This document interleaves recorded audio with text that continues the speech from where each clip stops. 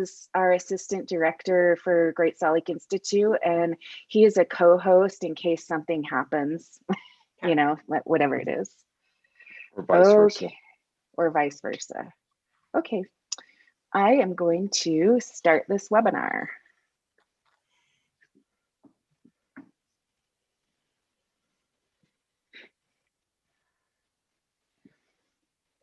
Welcome, everybody. I'm Jamie Butler. I coordinate Great Salt Lake Institute at Westminster College. While we're kind of waiting for everybody to trickle in, you'll notice that there's a handsome little fellow on your screen. There's a QR code that says links and resources. That's going to link you to a Google document with all of the links we'll talk about today that I'll put in the chat also while we're talking.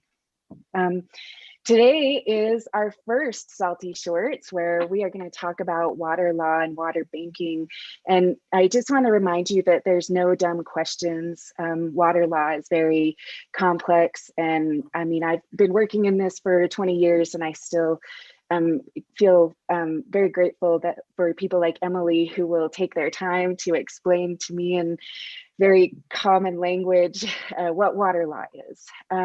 These Salty Shorts are the short midday talks that are going to inform, educate, and hopefully inspire you to get your shorts salty soon. We are recording this and we should be live on Facebook right now also if you need to go to Great Salt Lake Institute, not on Facebook, on our YouTube channel. Right now I've been putting everything on our Great Salt Lake Institute YouTube channel, and I use playlists. So go to playlists. It's also at this QR code that you can click on, and you will find lots of different ways to organize the virtual programs that we have been doing during the pandemic. There are two ways to interact with us. You can put your questions in the Q&A box. And then there's also a chat box where you can chat with people, you can tell us your thoughts. We will try to capture questions from there, but if you have a question, look in the, put it in the Q&A box. And I'm also gonna link to a whole bunch of different resources during this Salty Shorts that you can go to. So I met Great Salt Lake for the first time in the mid-1980s as a young person. I was as old as this handsome little fellow in your screen. This was in 1980 on Antelope Island. At the time, the locals thought a rising lake would drown the entire Salt Lake Valley. So it had a peak 3 years after this picture was taken, where really, we were worried that the entire valley was going to drown. The lake was all the way, it was at the highest level ever recorded. And I remember my dad taking me on this trip to the south tip of Great Salt Lake at the Great Salt Lake Marina. And we were plopping rocks directly into the water from the shoulder of I-80. All of the islands at Great Salt Lake were true islands and the animals were isolated. The winters at this time, maybe a lot of you remember this too, they were dramatic and they had deep snowfall and the city would shut down for days. I remember the road to the ski resorts was almost like a tunnel. There was so much snow that the snow plows almost created a tunnel when you would go up to the ski resorts, which I'm sure was really fun to ski during those years. I don't know, I was young. So this is in stark contrast to now, and it's rare that we have a snowstorm that really shuts the valley down. You definitely don't plop rocks into the water from the shoulder. I couldn't even imagine throwing something a couple miles out to the shoreline that is now because of our shrinking lake. And now there are predators that walk onto these islands and across land bridges to invade pelican breeding grounds that I study. So I tell you this story because change really dominates my relationship with Great Salt Lake over my life. And really we're talking about water because our lake is this unique terminal lake that 22,000 square miles of watershed scours this landmass and ends up in Great Salt Lake where there's no outlet. So our lake very much depends on water coming into the lake to balance the evaporation that happens. And so I'm really excited to have Emily Lewis here. She's an attorney with Clyde Snow, where she assists clients in navigating complex water problems. She advises individual water right owners, water conservancy districts, and municipalities, mining companies, and mutual shareholder irrigation companies. Her strategic projects practice extends to innovative policy work and specialty project management.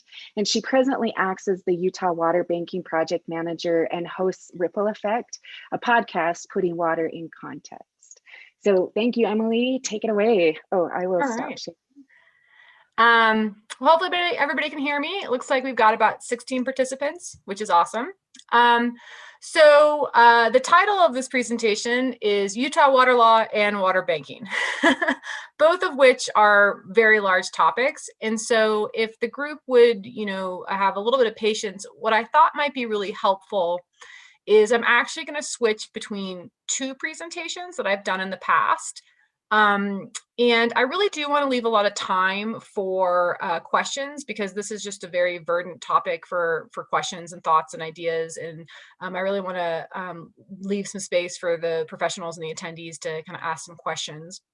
So it's not quite one cohesive presentation, but I want to start out and kind of talk about some kind of snippets from what I give from my kind of like general water law presentation to give some background.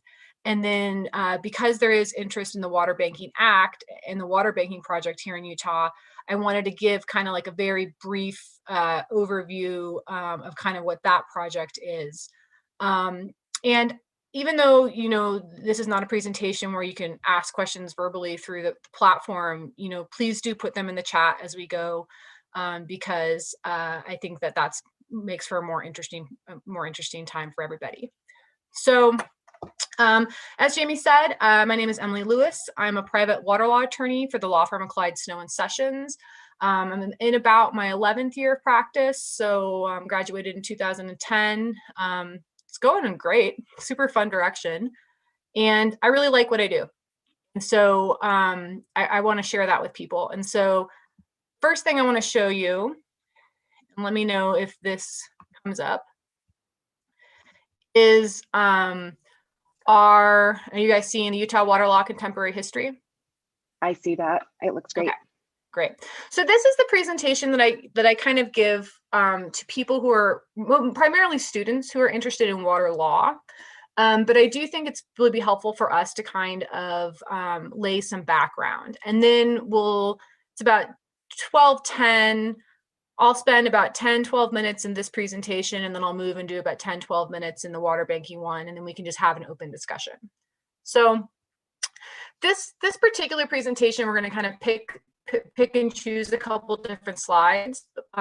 This is kind of give a broader aspect of kind of like an overview, but I do think it's important to do some kind of like very specific items. So that's me. That's my face again.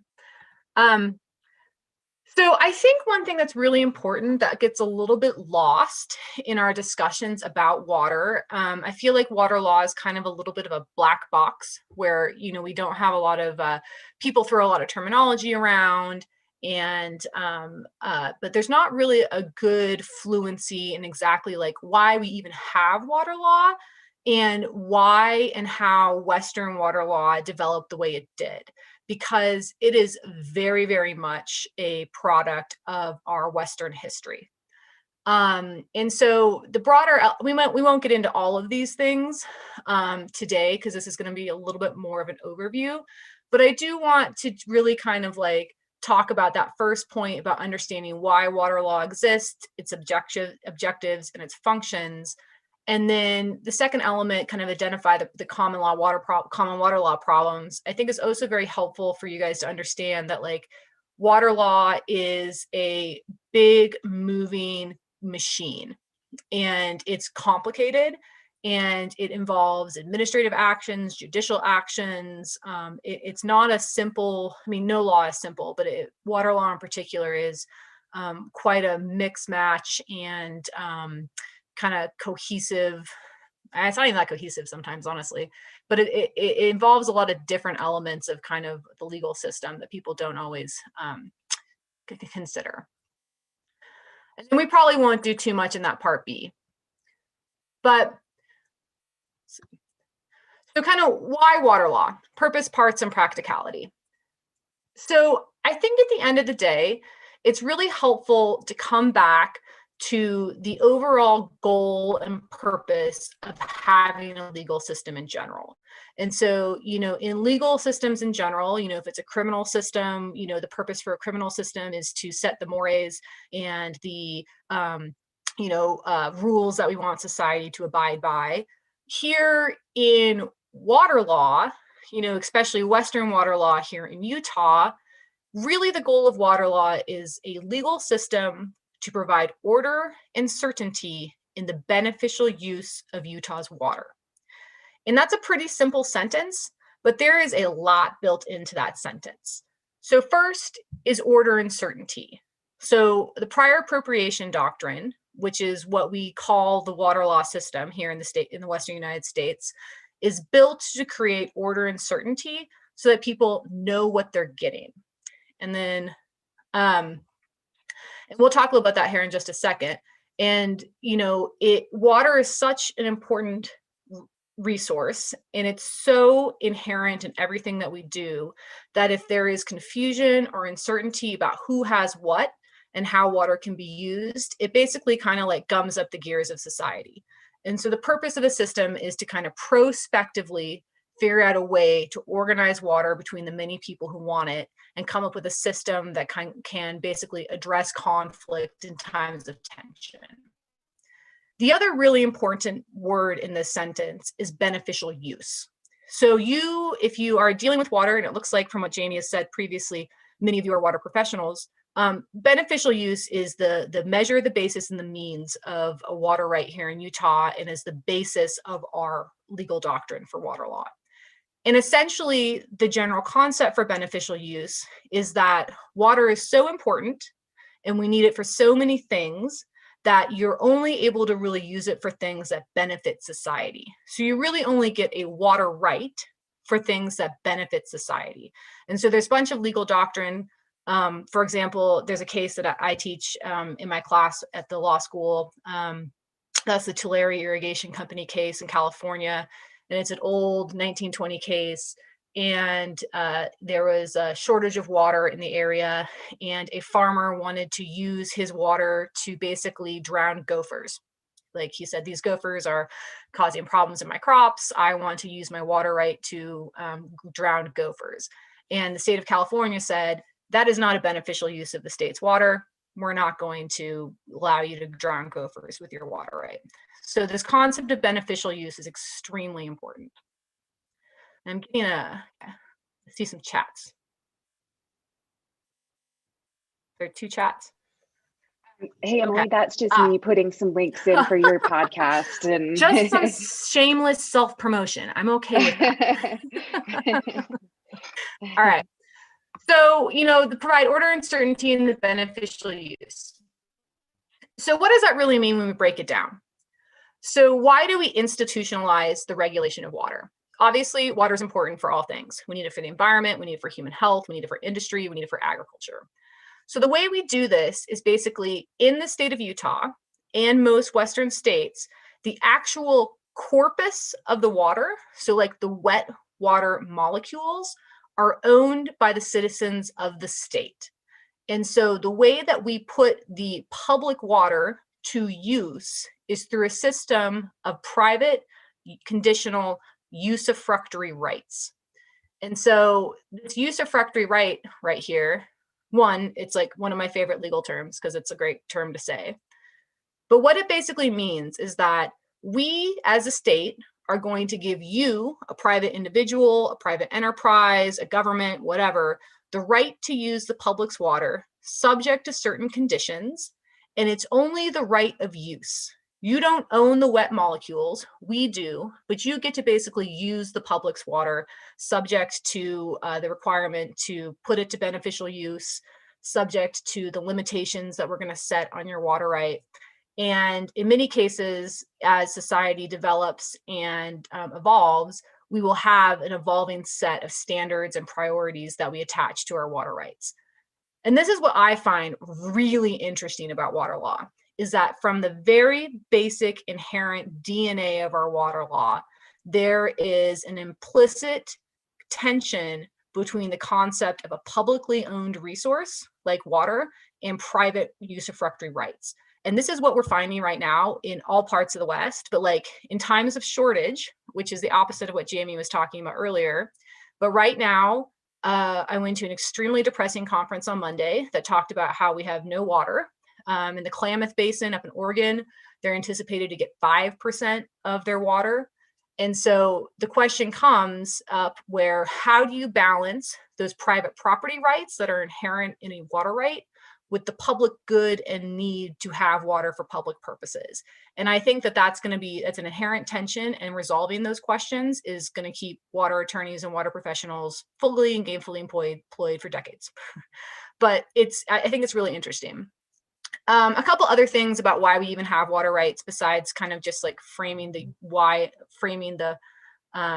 vehicle for having a public-private interest, is we need water rights because basically it creates order. You know what you have. Once you have a water right, your portion of the public's water is, marketable. You can lease it, you can sell it, you can change it, whatever. And it provides a way to account for our water without having individual water rights. We would never know who's using what, where, when, and how. It allows us to plan, when we have, anticipated growth, we need to know if we're going to have X amount of population in the future, then we're going to need to, accommodate or purchase X amount of water to meet those needs. So it's really just kind of like a tool for allowing us to get our hands around water use and kind of plan it.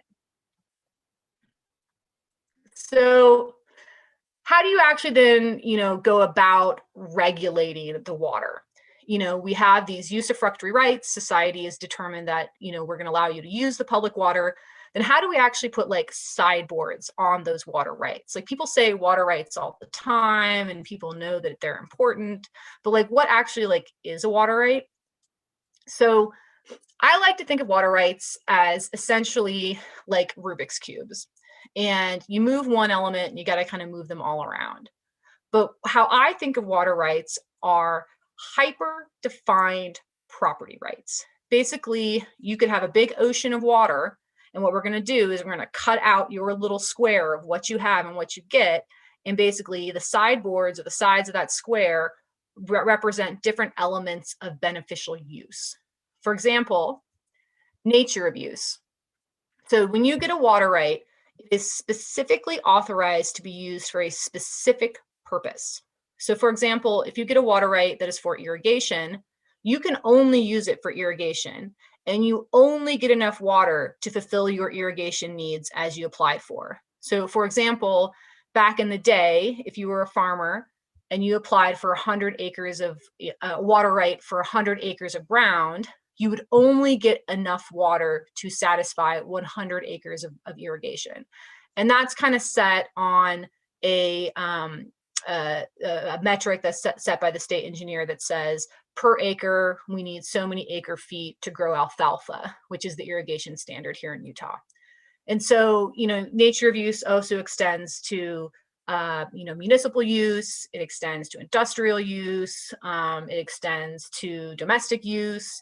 And then increasingly so, one of the questions that we're having now is that when water law was first developed in the States, those typical uses were always uses that dealt with primarily commercial is not quite the right word, but primarily uses that benefited man. And the problem that we're now running into is that our water rights, and from initially our water law doctrine, really doesn't take into account the fact that we're going to need water for our environmental systems. We need water for in-stream flows. We need water for water quality purposes. And so one of the tensions we're finding is that because we have these conditional usufructory rights that private individuals own, but at the end of the day, the public owns the actual wet water, is how do we kind of like add new beneficial uses to those private water rights so that we can still kind of uphold the public element of it. And I think that, with some of the challenges of the Great Salt Lake, in here in Utah, some of the challenges we're going to have with some of our drying streams. This question of what the beneficial use of a water right is really going to come up, and the nature of use question is a really big deal. A couple other things. The other really important element of a water right, kind of one of the other really key sideboards of a water right, is its priority date. Its priority date is the date the water was first put to use. And so essentially, if we're trying to create order and certainty in our regulation of water, then the priority date is a really important element, because basically what it does is it prospectively deals with conflict. And so you could have, so Salt Lake City, for example, they're one of our clients, has a water right that is, the water right is July 23rd, 1847. And I like to call it water right number 1, and I really want the state engineer to just give it a number 1. But at the end of the day, it's like water right like 57-69724, like some stupid number that doesn't really explain how exciting that is. But for the priority date, the first person in line who has the oldest priority date gets all of their water before the next person in line gets any of their water. So that's extremely important, because like in times of shortage right now, that's how water is going to get determined. If there's not enough water to satisfy all the water rights in a stream, those with the most senior water rights are going to get all of their water rights fulfilled before those with more junior water rights get theirs fulfilled. And that's so it's important because it gives us a set of rules and guidelines for organizing water rights, but it also gives you a demarcator of value. So if you are selling or leasing a water right, those water rights with the older priority dates are going to have more value than a water right with a lesser priority date. So that priority date element is extremely important. The other couple points on the slide, source of use, place of use, and point of diversion, are pretty obvious. Source of use is I'm taking this from Red Butte Creek. Place of use is I'm going to use it at Fort Douglas military facility. Point of diversion is Headgate A at, Headgate A at the cemetery at Fort Douglas, and that duty consumption value is what I talked about earlier. That's kind of the other side of nature of use, is you only get enough water to satisfy your use. And then you actually only really own the right to what you consume. So, and this comes up a lot when we're going to talk about kind of like how do we modernize water law. If you've put 100, let's say you have 100 acres and you have 4 acre-foot duty value, so that means the state means that you need 4 acre-feet per acre to grow alfalfa. It's anticipated that 50% or so of that water is going to be actually consumed by the crops and consumed in evapotranspiration. And then 50% is going to go back into the stream system and satisfy downstream water rights. And so that's a really key element, because at the end of the day, your water right, the basis of your water right is the measure and limit. Beneficial use is the basis, measure, and limit of your water right.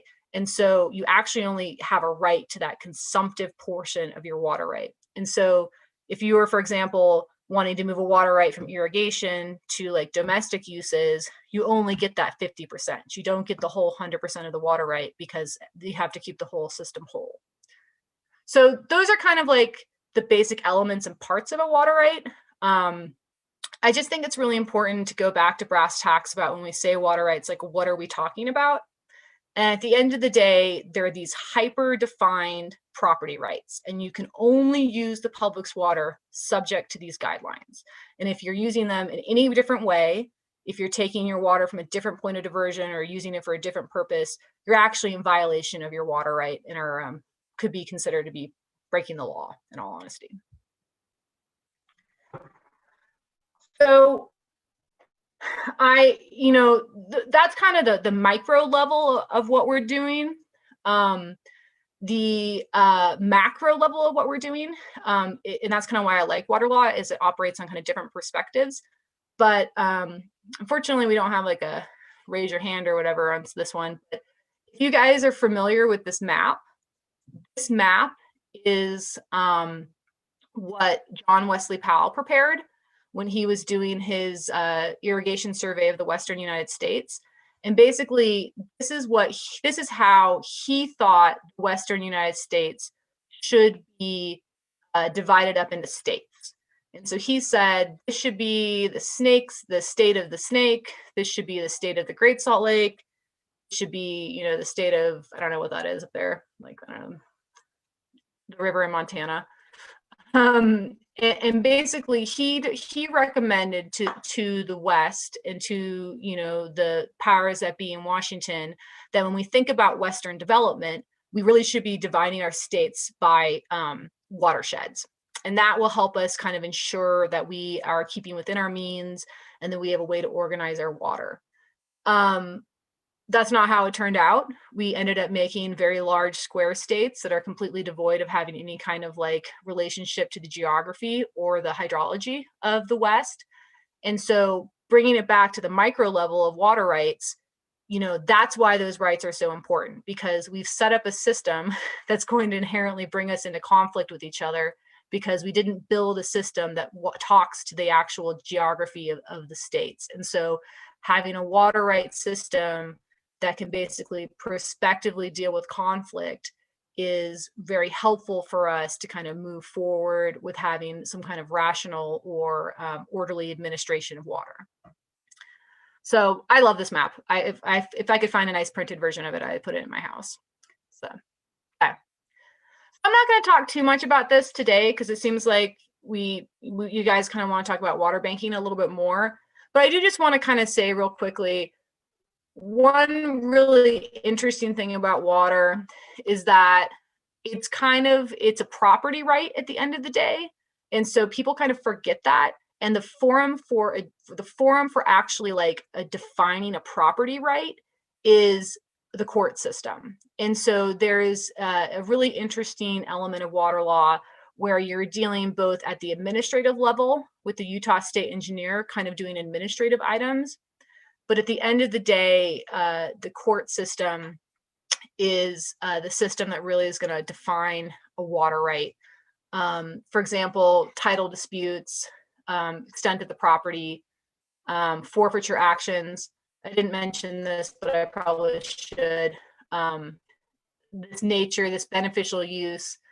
Other side of beneficial use is you have to use it. And if you don't use your water, then it's actually forfeited back to the system for other people to use it. But to actually get that determination made, you have to go to court and have a forfeiture action declared. And so that's what we call, the use it or lose it element. So, judicial authority, administrative authority, we kind of do, I'm not going to go through this with you guys. I think we can do other things. I just wanted to also say, like, why does it matter that we understand this? It matters because I just like this slide because it just shows you, the progression of society. And so it's important that we understand the basics of water law because it was built in the 1850s and we're now living in the 2020s. And so a lot of people talk about water law being broken and being insufficient. And I actually have a really big disagreement with that. I think that it's actually a pretty flexible system because you can change those elements through an administrative process. But I think throwing out for the prior appropriation doctrine throws out all that certainty and order that it creates. And so I just like this slide because I think it shows, back in, I have no idea what year this slide was taken, I don't know, 18 something, they never anticipated that downtown would look like this. And I made this presentation several years ago now, and I find it super ironic because probably since this presentation was made in 2017, this was like a future picture of downtown Salt Lake. And like, this has honestly come true. This is what downtown Salt Lake is soon to look like very soon. I think we have 8 25-story plus buildings in production right now. Like, it's crazy. So, the other thing I just wanted to show you real quickly is that water law is a really diverse field to work in, and it really takes a lot of creativity. And so I don't know if there are many students on the call. I was thinking there probably might be more students than there are. But in terms of a field to pursue, it's fascinating and a really good one to look at because you get to do all kinds of things. Like, for example, this is a schematic that I created when we were looking at trying to figure out how to swap water rights between a couple different entities that one big project, one person owned. So you kind of look at like, okay, this water rights designated for these uses, you know, can we swap it out for these uses? Like, how do we kind of like manage this portfolio? I deal with like a lot of agreements. So I write lots of agreements between parties, kind of setting out the terms of how water works. And so, you know, there's tons and tons of contract work in water law. You know, so much of what we do with water law is based on contract. The other thing I love about it is we deal a ton with the technical fields. I think I saw Steve Thurn on the participants list. I don't know if he's still here, but Steve's an engineer that we work with through HDR quite regularly for water banking. And it's super fun. We deal with maps all the time. We deal with GIS because at the end of the day, water is attached to the land where it's used. And so it's a pretty fun field that kind of gives you an opportunity to like dive your hands into a bunch of different things. So let's see. Okay. So I want to switch now. Does that feel like a good, very 10,000 foot overview about kind of like the basics operations of, you know, kind of like what a water right is and how water law is kind of, you know, the bones of what water law is? Do we feel good about that? Otherwise, I can move on to talking about water banking more specifically. Anybody? Yeah, I don't see any questions, but I do want to say I really love how you're talking about this, you know, this time of change. We're in this time of change, and using our like creativity to create opportunity, right? There's opportunity, even though it might be this time of change and uncertainty. I really love to highlight that. Yeah, and I agree with you completely, and that's kind of why I think this is probably a good segue to talk about water banking. And I want to leave at least 20 minutes for questions if people have them. So I'm going to switch off this presentation real quick, and then I'm going to stop sharing for 1 second, and then if I can, you would think by like month, I don't know, 16, we'd have all this figured out.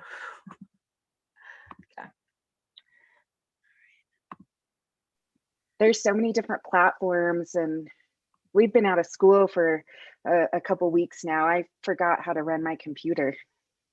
Yeah, and I was telling David and Jamie, I forgot how to be a person when I went to a conference last week. So, okay. So, kind of moving into what Jamie was just talking about, we are in a time of change. We are in a time of change, and I think it is short-sighted to not fully just recognize that from the get-go. We are having increased pressures from, you know, traditional sources such as population growth. We are having increased pressures from, you know, the hydrologic cycle in terms of the role and implications of climate change. And then we are also having increased pressures from non-traditional stakeholders. And I don't mean non-traditional to be dismissive, but you know, environmental interests were not at the table in the 1850s when we created water law. And so, you know, incorporating, you know, historically disenfranchised stakeholders is new. And then a fourth element is that, you know, we're dealing with things we never even thought about when water law was created. And we said that water had a beneficial use. And so, for example, like data centers, you know, that NSA data center out in Eagle Mountain, you know, or Bluffdale takes a tremendous amount of water. And so as a society, we have to say, okay, well, you know, what is the highest and best use of our water? And is it for a data center or is it for people? You know, and in times of shortage, those are going to be hard questions that we're really going to have to start struggling with. And so as one of these creative means, the water user community here in the state of Utah has been trying to really look at, okay, we have a water law system, we have increased needs. How do we create flexible tools to address those new needs? And how can we do that in a way that works with the local communities? And so the outgrowth of that is Utah has recently implemented a Water Banking Act. And as Jamie mentioned, water banking is a term that is thrown all over the place. So I wanted to kind of maybe just take 10 minutes or so and kind of talk about what we're doing to explore water banking, but really more broadly, water marketing across the state. So we have a 3-year project right now, and it's actually called the Statewide Water Marketing Development Strategies Project. It's a collaborative effort it's a state-funded effort. Our working project team partners are Clyde Snow and Sessions, Westwater Research out of Colorado, that's been doing a great job with kind of economic analysis and some assistance in banking transactions. HDR Engineering has been helping with engineering services. GovFriend is a public outreach group that's going to help us a little bit more when we get into the sharing of our data or our results. And then 2 state agencies, Division of Water Rights and Division of Water Resources, have been incredibly helpful. So again, this is going to be like a quick visit of my existing presentation. So again, what I mentioned earlier is that, we here in Utah, we're the 2nd driest state in the nation. This year is going to be literally the driest year on record. And yet we've got increased population, development, recreation, environmental. All those things are really coming, and we're going to have to figure out some creative means to make our water go further. And so I don't know if you guys are familiar with this. I find it to be rather eye-opening. This is the Kempsey Gardner Institute population projections. And so we are, here in 2020, we're a little over 3 million people. By 2065, it's anticipated we're going to have 6 million people in the state. So we're going to have double the population that we have right now. And so what's happening is Utah's not alone. Other states are experiencing these similar conditions. And as a response to that, we've seen increased activities to buy and sell and lease water rights. So there is just increased market activity for water across the Western United States, and Utah is not alone in that front. So in looking down the pipe at knowing that there is this increased activity, the state of Utah said, what can we do to make sure our local folks are not left behind in that activity? How can we promote basically local communities staying in the driver's seats for those market activities so that, big moneyed interests don't take over, so that out-of-state interests don't take the water. There's all kinds of complicated governance questions about water at a multi-state level. And so really the goal was, how can we kind of make sure that the local communities here in Utah can still participate in those activities in a way that promotes their interests. And so what we've done is, I won't talk too much about this slide, but we pretty much had a 3-year stakeholder effort to design the Utah Water Banking Act. And it had numerous folks coming in, I kid you not, thousands of hours to get to our ultimate water banking bill.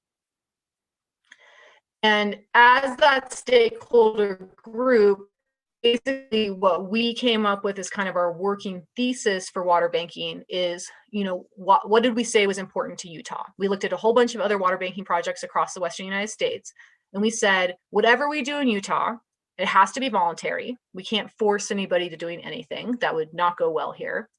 It has to be temporary. So we're talking about water leasing. We're not talking about water buying and selling. And it has to be locally centered. Like several states have large water banking projects, like Idaho is a good example, where it is a government program that kind of facilitates the leasing transactions between interesting lessors and lessees. That wasn't going to fly here in Utah. We are just too disparate. We've got different systems. We don't have a big Snake River. And so whatever we needed to do really had to be by the local community and for the local community. And so, our working thesis was to better support Utah's growing water demands. Water banking could facilitate local voluntary and temporary transfers of water that generate income for water right owners and increase access to water. That was kind of our 10,000 foot thesis. So in a nutshell, what we're doing is this is a program that's intended to be for water users by water users. Like the state's not coming to you to say, create a bank. Instead, local water users who are interested in exploring leasing activity can create a bank amongst themselves. Like that's really what we're trying to do. We're really trying to keep it at the local level. So what the Water Banking Act does is it basically says, if interested local water users want to get together and create a leasing arrangement that meets the qualifications of the Act, they can apply to have that leasing arrangement be approved as a water bank. And once you're approved as a water bank, you're extended certain benefits under the statute. For example, putting a water right into a water bank, typically to move a water right around, because we just discussed those very distinct elements. It's a hyper-defined water right. To move that area, to move that water right around, we're going to say, bank, you create a service area. So basically a broader spectrum, a broader geographic area where that water right could feasibly be moved. And then you have to file a change application one time to put that water right into the bank. And then once it's in the bank, it can be moved around pursuant to bank policies instead of having to file a change application every single time you'd want to move that water outside a banking context. So that was one of the things we did, is we wanted to do some administrative, we wanted to do some expedited administrative activities. We also did some things where if a leasing arrangement qualifies to be a water bank, any water right that is put into the bank through a change application is extended forfeiture benefits. So essentially, generally, the other side of the coin of beneficial use is you have to use it. But if your water right is in a bank, that water right is that clock stops ticking for beneficial use on that water right. And that's to promote people to put it in. And if it gets used and leased out, it does. If it doesn't, it doesn't matter. It's also intended to kind of address some of the realities of land use change. A lot of irrigation companies are having their service area developed and they physically don't have the ground to put water to use. What was once fields is now homes. And so the portion of their water right associated with that developed area could potentially be subject to forfeiture because you physically can't use it where that house is. And so instead of having these water rights that are otherwise in good standing and otherwise needing to be used be forfeited, you can put those water rights in a water bank and then lease them out for other uses. So it's kind of intended to be like a flexible tool. The forfeiture protection is supposed to be a pretty flexible tool. Again, this is also a pilot project. So the statute's only going to be, there's a sunset date at 2030. We're hoping that by 2030, we'll have some good feedback behind us, and we'll want to keep it. And we might have to tweak it, but it's not, it's not intended to be a one size fits all thing. And, hopefully we can, hopefully it'll kind of show benefits to the local community. So basically, like what we're doing in a nutshell is we're promoting the development of market tools that are favorable to local water users. And so I said earlier, what we're doing is we're creating leasing programs. And so under the Act, and this is short on time, basically, what we're doing as the project is we're setting up we have three pilot areas where we're kind of exploring the Water Banking Act. One is up in Cache Valley, one is in Snyderville Basin, and then one is in the Price River. And at the end of the 3-year project, we will have a statewide water marketing strategies report that kind of reflects upon our efforts to create water banks in these areas and any recommendations we have, alternatives that might work. So while water banking is like the immediate activity, the actual deliverable of this project is this big report at the end of the day. That's supposed to basically like help water users with like guides, FAQs, best practices. We're hoping to have some templates because at the end of the day, we really would like people to use this as if it works for them. And again, it's voluntary, so people are only going to do it if it works for them. But we also want to make sure that those transaction costs of getting a bank set up are as low as possible, because, you know, I represent a lot of irrigation companies, and, you know, those companies have, you know, a $10,000 a year budget, if that, you know, they're run out of trucks, you know, and so, you know, really to get the benefits of the act, we really have to find ways to make this as cheap and easy as possible for folks. I'm not going to go through these slides. I do like this slide though, because this is how I feel most days of my life. Like, we are doing a lot. We're having 5 plates, 5-ring circus of each of the pilot areas is its own circus, and the discussions with Division of Water Rights are its own circus, discussions with the Division of Water Resources, its own circus. And at the same point in time, we're all guinea pigs. And this is kind of a timeline. We'll be a year into the project in July. But the one thing I want to cover real quickly, and then we can open it up to questions, is I mentioned that leasing arrangements that qualify can be deemed a water bank and extended the benefits of the statute. The statute provides for 2 separate kinds of leasing arrangements: a lease by contract, which is what we call a contract water bank, and that's essentially local water users coming together and defining a contract that works for themselves, and they can just agree to those terms or not agree to those terms. And once you come to an agreeable contract, you can submit that to the Board of Water Resources, and the Board of Water Resources, if it meets all the criteria of the statute, which for a contract bank is essentially, did you come to a contract that people agreed to, it can get stamped as a water bank and then be approved. I think that most of the water banks in the state of Utah, at least on this initial stage, are going to be contract water banks, because that's a tool that people are very used to, and it's honestly the simplest way to go. We also have a second form of leasing arrangement that can be approved as a water bank, and this is what we're calling a statutory water bank. And basically, the goal of a statutory water bank is an entity or an organization who is organized for the sole purpose of facilitating leasing activities between interested parties. And so this would kind of work in an area where you might have a lot of shareholders in different companies, and they could come together and say, hey, local bank, I'm not going to use my water for 2 years. I'm going to put it in with you. Go find me a lessor. And then someone who needs water will come to the bank and say, hey, I need water. Can I lease it from the bank? And so it's a little bit broader than just a contract. It's intended to really be, are those marketing reports publicly available? They will definitely be publicly available when they're ready, but we're not quite there yet. So the statutory bank, I think, is probably going to be like 2.0 of water banking in the state, and it's really intended to be kind of more of like a spot market for water. There are still some considerations that have to occur, like you have to physically and feasibly be able to move water within the service area. So, you know, you can't make a statutory bank that's like the whole state of Utah. I mean, at the end of the day, most of these banks are going to be like hyper local. You know, they're going to be very small areas. I think our Snyderville Basin Bank is going to be 3 miles, like not very big at all.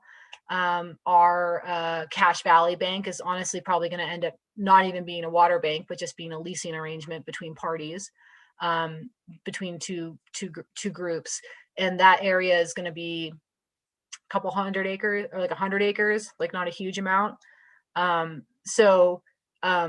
Both of these leasing arrangements can be approved to be a bank, but I also want to put it in people's minds that we're not talking about huge things. We're really talking about very hyper local micro markets, really, in a way. Just kind of, you know, water is inherently local, and so you're still bound by the confines of geography and politics and impairment. Like you can't do anything that's going to impair other water users.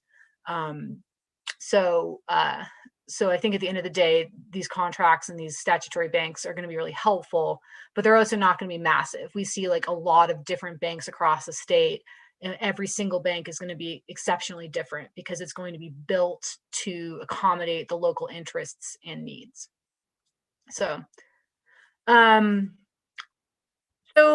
kind of a very big overview of both some very basics of water law and then kind of some basics of the water banking project. I do want to leave a lot of time for questions though. So I'm going to kind of like end the presentation. Steve is going to be a gunner and throw in the good question. You've said a little bit about in-stream or in-lake as beneficial uses and how water banking may facilitate. What's the future in that area? So it's funny because I actually just had a conversation with the state engineer this morning about something similar to this. So the way that the Act works is, that you have to file a change application to have your water right placed into the bank, and the bank is going to have a designated service area of where that water right can be used. Now, usually when you do a change application outside the water banking context, you have to say what your nature of use is before the change and what your nature of use after the change is. For water banking, the nature of use, you might have an irrigation water right. When you put it in the bank, we're anticipating that the nature of use after your change application is going to be banked water. So it's going to be more like a category opposed to a specific use. And so in that banked water can be used for any purpose that's in keeping with the purposes of the Act. And the Act very clearly states that one of the purposes of the Act is to facilitate water for environmental purposes. And so getting back to Steve's question, if you have a water right placed into a bank and the bank is designed and you can physically and feasibly and legally move water to a stream or a lake, under the Act, it's thus far intended that water could be used for in-lake or in-stream purposes. That being said, we're still in a pilot process and we're working through what that looks like. But I think you could have, right now, in-stream flows in the state of Utah are very minimal. It's a very laborious regulatory process to get an in-stream flow recognized. And we're hoping that the Water Banking Act can be kind of a little bit more of a flexible alternative. And it won't be in-stream flow, it'll be banked water, and banked water can be used for environmental purposes. So I want to be very clear, it's that line of dots is really important. Okay. Is there a right to wastewater? Moving forward, meeting municipal water right needs will require end users to conserve water. Can the priority system work if end users inequitably implement conservation? For example, I live in downtown Salt Lake in the Metropolitan Salt Lake Water District. In a new resident unit, it uses less than 100 gallons per day. Yet much of the district's water is allocated to Sandy with irrigated lot sizes of 1 to 1/4 acres. Why should something made of the general public buy into a market does not mandate equitable water savings by end users? What is the economic incentive for me as an individual to conserve if I'm just conserving to have a market structure, move the water to others who waste it on luxury services? Okay, well, that's a lot wrapped in there. So I agree with you. I think very hard questions are coming to Utah. And I think if we want to do the things we want to do with our development, we're going to have a very, very hard conversation about what we look like as a state. And so if we want to have a doubling of our population and bring industry here and have Silicon Slopes, then we might need to start looking more like Arizona and more like Las Vegas. And so municipal water use is really interesting because conservation inside a municipal water use and a municipal water portfolio really just goes to extend the municipal portfolio. Conservation doesn't necessarily move outside. Generally, if conservation activities are occurring, the municipality is going to use that to make their water go further. And I don't necessarily see them putting it on an open market. And so I agree that, it's silly to have inequitable uses, and how we deal with that's just an outstanding question. But I do think that there's just some hard conversations coming about how we use our water and what it looks like from a municipal perspective. Okay, there's 4 questions. Is there a public right to compel conservation for pre-existing water rights, e.g. mandatory reuse of water before it's released off a property, gray water, residential and commercial? Can water rights be forfeited in the end if the end user does not adopt adequate conservation measures? That's a great question. I mean, not right now. I mean, you can't waste water, but waste is kind of a nuanced legal term. I think realistically, those kind of activities are best going to be encouraged with carrots instead of sticks. I think that we need to look at our municipal rate structures so that those who conserve are benefited from that or get credits. I think gray water and reuse is really important. Those are also double-edged swords, though, because 1/3 of the water in the Jordan River in August is effluent. And so if we go to full reuse, it does have an impact on the system. And so you kind of do have to think about those things a little bit comprehensively.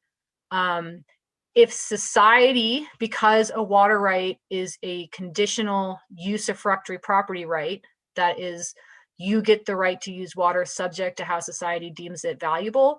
If society decided to change our laws to have a more robust conservation ethic, then water rights could be used as a tool to regulate conservation. Until we do so, I think carrots and incentives are probably the more realistic way that things are going to change. Okay. Is there a right to not use water? No, yes and no. So you're not really supposed, you can file a non-use application to not use water, which will stay your requirements to use water for a certain period of time. So that's kind of like a general way that people have a non-use of water. However, society in the state legislature has determined, I think in 2008, we passed the municipal water supplier bill, and the municipal water supplier bill does state that any municipality that's holding water rights for its future growth as defined by a 40-year planning effort, those water rights are not subject to forfeiture. So there are certain elements that give you a legal right to not use water, but you do have to meet pretty strict criteria if you're a municipal water supplier. And then under the water banking context, if a water right is in a water bank, then there's actually a right to not use that water. Well, the whole point is that hopefully that water is getting leased out to somebody and it actually is being used. But legally, that water right is not subject to forfeiture while it's in a bank. So those are kind of like non-use application, public water supplier exemption, and water banking are really right now kind of like the only 3 tools that you have a right to not use water. You guys keep coming. Okay. Are you okay to keep answering questions, or do you need to go? Okay. I'll stay as long as you guys want. I mean, these are great questions. Okay, thank you. I wish I could see all your faces. I can, if anybody wants to turn their camera on, raise your hand and I can do that for you and you can talk in person. I'm going to stop sharing. Okay, so the next one I saw was from Heather Dove, and she said, and I think I kind of answered it in the presentation, but she said, does the leasing party need to be physically close to the bank or can it be distant? For example, could an entity in St. George lease from a bank in Cache County? Realistically, no. So you're still, to put a water right in a bank, you're still going to have to go through the change application process. And that change application process is going to have to demonstrate that you can physically move the water where you need it to go. So that's a shepherding question. And so a statewide water bank is realistically probably not going to be feasible unless you did some kind of like paper exchange of water. But realistically, there does need to be like a hydrologic connection. And again, these banks are not going to be large. They're going to be small, very local banks, because that's the easiest and least expensive way to move water. Okay. So what else we got? Are health impacts a component of your multidimensional characteristics of a water right? The largest health impact of Salt Lake drying out is exposure of large areas of the former lake beds. As lands generate dust, they contain high concentrations of arsenic and mercury. That dust blows back into the populated Wasatch Front. I wouldn't consider I would not consider the human health impacts of a dry lake part of a water right, but I think that you could imbibe a water right with a beneficial use that addresses those impacts. And so, I think we probably could have a beneficial use of a water right that instead of being irrigation, it's dust suppression. And so that's how I would see that coming up, is like, what is the beneficial use associated with that water right? And so I think that probably is how that would go. And can you Questions, see you guys? yeah, I know these are great. Thank Yeah. you. Is there any discussion about steeply tiered water rates so that legitimate household uses stay within a reasonable cost structure, but volumes that are clearly excessive, usually outdoors, are financially penalized?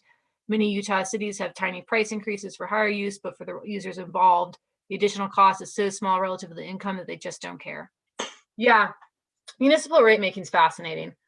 The other problem with municipal rate making is the income into your utility is based on your water sales. And so it is the only industry out there where if you do a good job of conserving, you also cut your feet out from underneath you. And that became very true in the pandemic. I do have a podcast that Jamie mentioned, and we had a really, really good municipal rate structure discussion with Laura Briefer, who is the public utilities director, and John Crandall, who is a public finance person, talking about this question. I think that into the future, rate structuring is probably going to be a tool that is going to be used to incentivize conservation. And I think that, rates are public processes. So, I think that, when there's a rate hike or a rate structure change, that goes through a public notice and comment period. And so there's also an onus on society if we want to live in a society that looks a certain way. We have an obligation to inform our public officials of that desire. And so if we really do want higher rates for larger amounts of use, we need to tell our city councils that that's something we're willing to accept as a public. And so I think that the ability to have conservation tiers is fully there. It's sometimes just more a question of political will. Okay. Well, that's it then. Great. Do you see the question? There's a question from Aaron. Where do you think the future of securing water rights for natural flows lies? Is it in proving there's a public health benefit of not exposing the lake bed? Is it governments buying rights for natural flows? Or what about giving rights to exist for natural bodies of water, like how New Zealand gave personhood rights to rivers?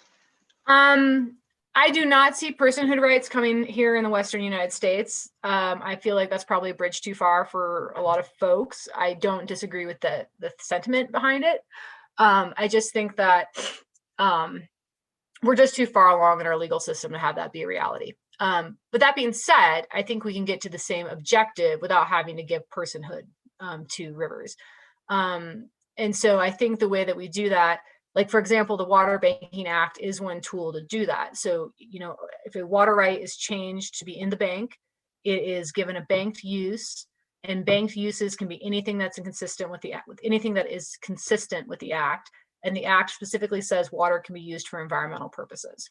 And so, I think slowly but surely we are realizing that our existing laws are inadequate to address environmental needs. The Water Banking Act is one way to do that now. Like I said, though, it's a pilot project. We're still working through it. I do think that there is an increased cognizance at the state engineer's office that perhaps we need to start buying water rights for these needs. Perhaps that is what we need to do. The Great Salt Lake is a tricky, wicked problem. The other thing is that the volumes of water needed to actually raise lake levels and not be diminished by evaporation is extensive. I mean, you would have to take 100,000 acres of irrigation out of production to get any meaningful water to the Great Salt Lake. And so, without thinking about moving to less consumptive crops or doing, pretty creative, the only way, I don't want to go too far in this way, but getting water to the lake is going to just be a lot of I like to use the term silver buckshot. There's no big tranches of water that are coming down for the lake. It's just not. It's just going to have to be a really cohesive and coordinated effort to make lots and lots and lots of small, tiny actions and to see if that makes a difference. And part of that could be purchasing of water rights for purposes. Part of it could be conservation projects and ag. Part of it could be effluent from, reuse effluent. So it's a tricky problem. I want to end on this idea, or this, I guess, question. You know, we have all of these passionate people that are on this program, and we'll probably watch it on YouTube later. That I mean, I know I feel like I don't have a ton of power in this like arena of water law. And I think, you know, one of the things that you've really talked about is starting these conversations about consequences, about, you know, what we think we want our society and our environment to look like. And so how do we like start those conversations, or where do you think those conversations are happening that just regular old little Jamie as a biologist could have? Yeah, I actually think that unfortunately Utah water gets a little bit of a bad rap. And I actually think it's a lot more creative and a lot more collaborative than we get credit for. And for example, I don't feel like the news media really gets Utah water correct. Right now, there's like a big push to take away the taxing authority of conservation districts, which I think is absolutely the opposite of what we need to happen. Like we need them to have money so we can, you know, fix our infrastructure. And so for those who are interested in water, I think that there are a couple bodies for which they could participate in. So for example, there's the Utah Water Task Force that meets on a monthly basis that vets water bills. And like, that's our job, is to come up with water policy. And it's a stakeholder group of, you know, it's 14 people on the task force, and over 100 people come to each meeting. And, you know, if you have an idea, you can bring it up through there. I also think Jeff Demblaker from Jacobs Engineering, he's a big Great Salt Lake advocate. He often talks to a lot about the cost of deferred action, and what would it look like if the Great Salt Lake were in Owens River Valley and we had to remediate, opposed to, you know, mitigating ahead of time. And I think that is a very salient tool to start a discussion about, like, what is the cost of deferred action, because that is expensive. Like if we think it's expensive now, like in 10 years trying to like fix it after it's broken, insurmountable. So I think like I think having some alternative discussions is really helpful. And I also just think it's really helpful to be real and say, like, look, there's just not enough water to go around. Like, that's just a hard reality that we can't fix, you know? And so I really think that, you know, once we take our head out of the sand that, you know, we're not in drought, we're in aridification. Like there's just not enough, there's not going to be more water. And so once we can kind of like have that as a base fact, then we can start having discussions about like, should we be like Las Vegas, and should we ban grass? Like, you know, let's see, one person raised their hand. Oh, you're on mute, Jamie. Mm-hmm. I just allowed Melinda to talk. Do you want to ask a question? Yeah. Mm-hmm. Well, the elephant in the room is development. And we see it in Eagle Mountain, we see it in Midway and Heber, we see it in Park City. Is there any option for a moratorium on increased use like that? And also, there's the issue of the inland port and the kind of water that they are going to want or need.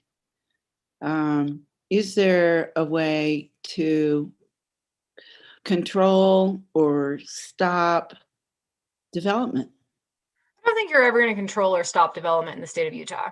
I mean, to be really frank with you, the legislature is full of developers. Like that's who we voted in. So if you really want changes, we need to vote different people in.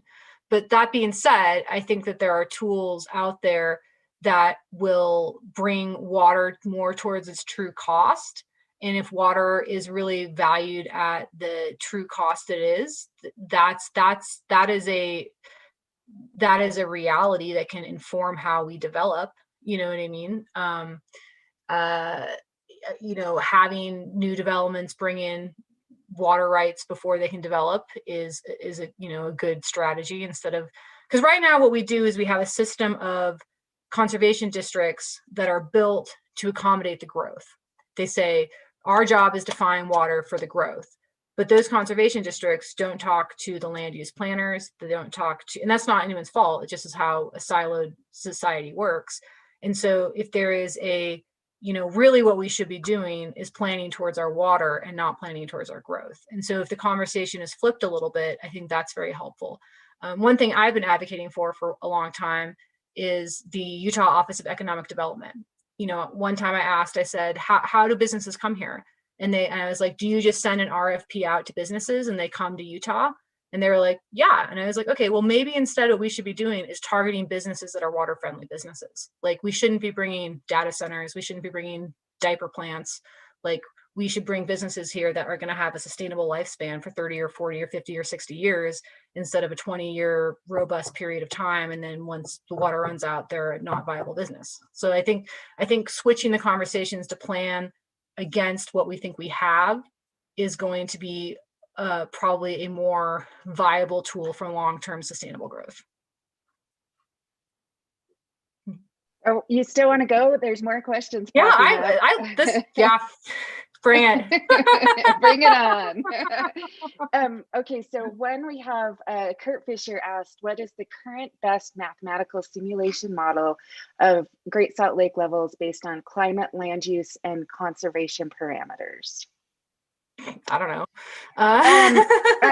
And actually, I actually think that Kurt is through. She talked about Jeff Denblaker.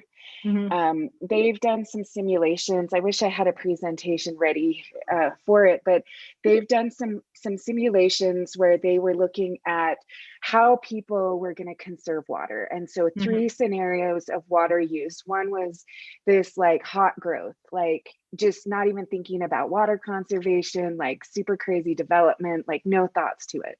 And then there was the governor's water strategy that was put out. When was that put out, Emily? 2017. 2017. Yeah. And then there was this like conservation mode.